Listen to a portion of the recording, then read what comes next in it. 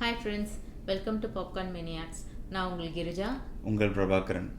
நம்ம இன்றைக்கி ரிவ்யூ பண்ண போகிற சீரீஸ் வந்து நெட்ஃப்ளிக்ஸில் ரிலீஸ் ஆன மணி ஹேஸ்ட்டுங்கிற சீரீஸ் தான். அதுலேயும் சீசன் 5 வால்யூம் 1 தான் நம்ம இன்றைக்கி பார்க்க போகிறோம். மணி ஹேஸ்டோட original series royal mint of ஸ்பெயின்னு எடுத்திருப்பாங்க. அதுவும் 2 சீசன்லேயே முடிச்சிட்டாங்க. இப்போ நெட்ஃப்ளிக்ஸ் ப்ரொடக்ஷனுக்கு போனதுக்கப்புறமா பேங்க் ஆஃப் ஸ்பெயின்ற ஹேஸ்ட்டை வந்து 4 சீசனுக்கு பிளான் பண்ணியிருந்தாங்க. சீசன் 3 சீசன் 4 ஃபஸ்ட்டு ஹாஃப் முடிச்சிட்டாங்க. மீதி ஹாஃப் வந்து சீசன் 5 சீசன் 6 எடுத்துகிட்டு இருக்காங்க. இன்றைக்கி நம்ம பார்க்க போகிறது சீசன் 5 வால்யூம் 1 பற்றி. போன சீசன் 4 வந்து பார்த்திங்கன்னா ஒரு ரோலர் கோஸ்டர் ரைட் மாதிரி இருக்கும். நைரோபியோட டெத்து கவர் பண்ணியிருப்பாங்க.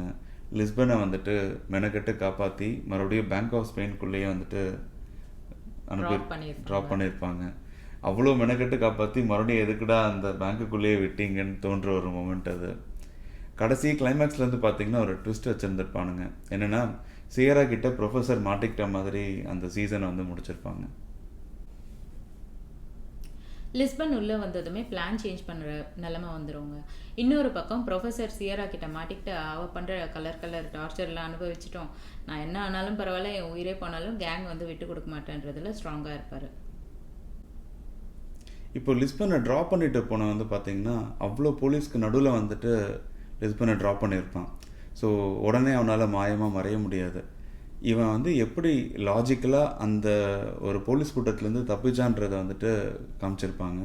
அதுக்கப்புறம் அந்த அவன் தப்பிச்ச சீக்வன்ஸை வந்து முடித்தது வந்து பார்த்திங்கன்னா ரொம்ப கிளாசிக்கலாகவும் ரொம்ப அழகாகவும் வந்து ஆக்சுவலாக முடிச்சிருப்பாங்க. அதுக்கப்புறம் இந்த எபிசோடே வந்து பார்த்திங்கன்னா ஒரு ஸ்லோ ஸ்டார்ட்டாக தான் இருக்கும்.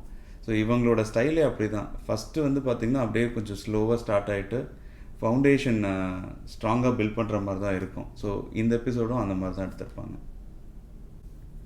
கேங் மெம்பர்ஸ் நேரத்தை கடத்தணும்னு சொல்லிட்டு ஒரு 2-3 கேங் மெம்பர்ஸ், அப்புறம் கவர்னர், இன்னும் சில ஹாஸ்டேஜஸையும் கூட்டிகிட்டு வெளில போவாங்க. வெள்ளை கொடியை காட்டிக்கிட்டு என்ன தான் டீல் பேச போகிறாங்கன்னு பார்த்தா, காந்தியை வந்து நாங்கள் இமீடியட்டாக ரிலீஸ் பண்ணணும், அவனுக்கு வந்து ஆப்ரேஷன் தேவைப்படுது அப்படின்னு சொல்லிட்டு தமாயோ கிட்ட டிஸ்கஸ் பண்ணுவாங்க.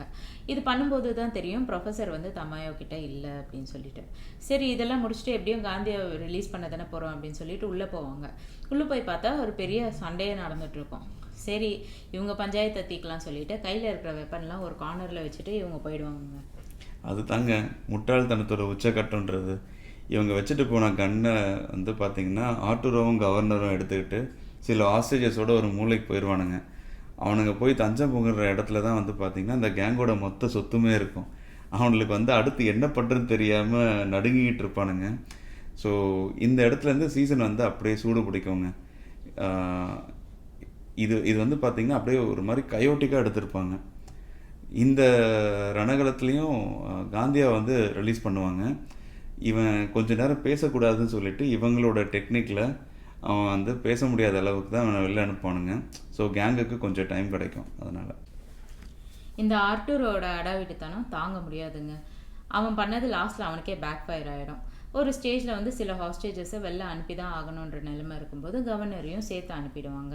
இது என்னடா இது, கவர்னர் தானே ட்ரம்ப் கார்டை எப்படி அனுப்புவாங்க அப்படின்னு நினச்சா அதை ஒரு காரணமாக தாங்க அனுப்பியிருப்பாங்க. இதெல்லாம் முடிஞ்சதுக்கப்புறமா தமாயோக்கும் கவர்னருக்கும் டிஸ்கஷன் போயிட்டுருக்கோம். கவர்னர் வந்து நல்ல பர்சன். அவர் வந்து உள்ளபடியே இதெல்லாம் ஆர்டூராக தான் பண்ணால், கேங் மெம்பர்ஸ்க்கும் இதுக்கும் சம்மந்தம் இல்லை அப்படின்னு சொன்னாலும் தமாயோ வந்து இல்லை, ஆர்டூரை பண்ணதெல்லாம் கேங் பண்ண மாதிரி சொன்னால் தான் நம்மளுக்கு வந்து ப்ளஸ்ஸாக இருக்கும், அப்போ தான் நம்ம வந்து கேங் மெம்பர்ஸை கொல்ல முடியும் அப்படின்னு சொல்லிட்டு அவனுக்கு சாதகமாக மாற்ற ட்ரை பண்ணுவான். ஒரே டீமில் ஒரு நல்லவனோ ஒரு கெட்டவனும் பேசினா எப்படி இருக்குமோ அப்படி தான் இந்த கான்வர்சேஷனை காமிச்சிருப்பாங்க. தமையை வந்து அங்கேயே அதோடு நிறுத்திட மாட்டான்.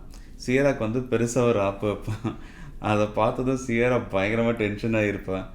அந்த இது குறையிறதுக்குள்ளே, அந்த மொமெண்ட்டுக்கு க்ராஸ் பண்ணுறதுக்குள்ளே இவன் வந்து ஒரு சைக்கோ மிலிட்ரி கேங்கை வந்து பேங்குக்குள்ளே இறக்குவான். ஸ்க்ரீனில் பார்த்ததும் ப்ரொஃபஸரும் சியரும் அப்படியே சும்மா ஃப்ரீஸ் ஆகி நிற்கிற மாதிரி முடிச்சிருப்பாங்க இந்த எபிசோட. மிலிட்ரி பேங்க் ஆஃப் ஸ்பெயின் உள்ள என்டர் ஆகும்போது ஹெல்சிங்கி அவங்க கிட்ட மாட்டிப்பார். கரெக்டாக அவரை கொல்லும்போது கேங் மெம்பர்ஸும் என்டர் ஆகிடுவாங்க. கரெக்டான டைமுக்கு அவரை காப்பாற்ற முடியுதா இல்லையா அப்படின்றது தான் இந்த எபிசோடு. இதெல்லாம் ஒரு பக்கம் இருக்கும்போது எபிசோட் 1லேருந்தே ஒரு சைட் ட்ராக் ஓடிட்டுருக்கோங்க. எப்போவுமே மணி ஹெய்ஸ்டில் வந்து பாஸ்ட்டை வந்து சில சீன்ஸ்லாம் காட்டிட்டு கடைசியில் ஏதோ ஒரு பாயிண்டில் கனெக்ட் பண்ணுவாங்க.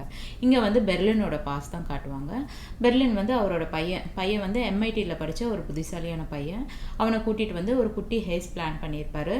அந்த ஹெய்ஸ்ட்டு ஒரு 10-15 நிமிஷத்துலேயே முடிஞ்சிடும். நல்ல ஷார்ட் அண்ட் ஸ்வீட்டாக காட்டியிருப்பாங்க. நம்ம கேங் வந்து ரொம்ப கஷ்டப்பட்டு மிலிட்ரி டீம் வந்து ரவுண்ட் அப் பண்ணியிருப்பாங்க. ஆனால் இதுதான் தில்லாலங்கடி குரூப்பை வச்சு அவ்வளோ ஈஸியாக வந்து மாட்டாது. ஸோ இவனுங்க வந்து ஒரு சின்ன ட்விஸ்ட் வச்சுருப்பானுங்க. ஸோ அதை பண்ணி அப்படியே சீனே மாற்றிடுவானுங்க. ஸோ கேங்லேருந்து ஒரு 2-3 பேர் வந்து மிலிட்ரி டீமோட பக்கம் வந்து மாட்டிக்கிற மாதிரி முடிஞ்சிருக்கும். ஸோ இந்த எபிசோடே வந்து பார்த்திங்கன்னா ஒரு நெயில் பைட்டிங் ஃபினிஷ் கொடுக்குற மாதிரி தான் இருக்கும். இந்த மிலிட்ரி கேங் கிட்ட மாட்டிக்கிட்ட 3 பேர் கிச்சன் ஏரியாவை யூஸ் பண்ணி டிஃபெண்ட் பண்ணிக்க ஆரம்பிச்சிருப்பாங்க. இதில் கிரனேடெல்லாம் வந்து தூக்கி போட்டு விளையாடி இருப்பாங்க. அந்த சீனை நல்லாவே எடுத்திருப்பாங்க. எனக்கு விஜயகாந்த் படத்தில் ஆக்ஷன் சீக்வன்ஸ் பார்த்த மாதிரி இருந்துச்சு.